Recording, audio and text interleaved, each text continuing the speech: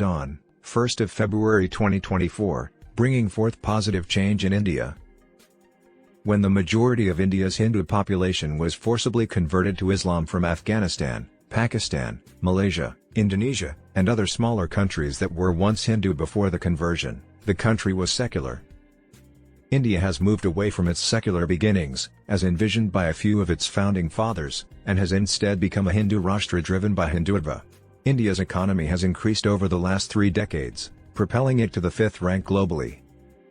The growing influence of Hindutva in India, spearheaded by the Modi-led BJP, which has close ties to the RSS, is denying non-Hindu religious minorities the political and social space they deserve. As with Islam, these minorities are having an increasingly difficult time spreading their religion. The RSS, which was started by V.D. Savarkar and was headed by M.S. Golwalkar, held the views that non-Hindu minorities should either integrate into the Hindu nation or live there as full citizens without requesting any particular rights. This Hindutva and democratic strategy is evident in the remarks and policy choices made by the Modi-led BJP administration and its leaders. Reports of mob violence and persecution of Muslims are standard. In several instances, local leaders have conspired to cause the sad loss of life. The most recent instance of the ongoing implementation of the restitution of past wrongs is the official opening of the Ram Temple in Ayodhya, which was built on the site of earlier Islamic destruction, and the construction of the Babri Masjid under Modi's guidance. In numerous other locations where Muslims have demolished temples and built mosques on top, BJP supporters are pushing for the replacement of mosques with temples. The increasing impact of Hindutva in India is detrimental to Pakistan and implies an aggressive stance towards its neighbors. India is probably going to take a tough stance against Pakistan under Modi. This defensive strategy was seen in the August 2019 incorporation of Kashmir by India, which excluded areas under Pakistani rule. It was also evident in the earlier Indian airstrike on terrorist facilities in Balakot. The arrest of Indian civilian Kulbhushan Jadhav in Iran in March 2016 demonstrated India's support for freedom fighter organizations in Balochistan and its defensive intentions against Pakistan's hegemony.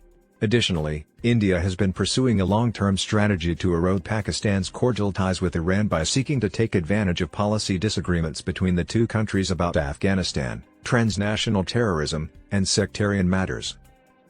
The Iranian foreign minister's recent visit to Islamabad should reinforce Islamic principles between Pakistan and Iran and promote collaboration in the fight against cross-border terrorism, which is sponsored by both countries.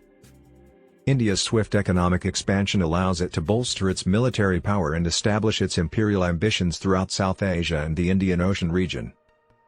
The IMF projects India's GDP to reach $3.73 trillion in 2023, compared to only $341 billion for Pakistan.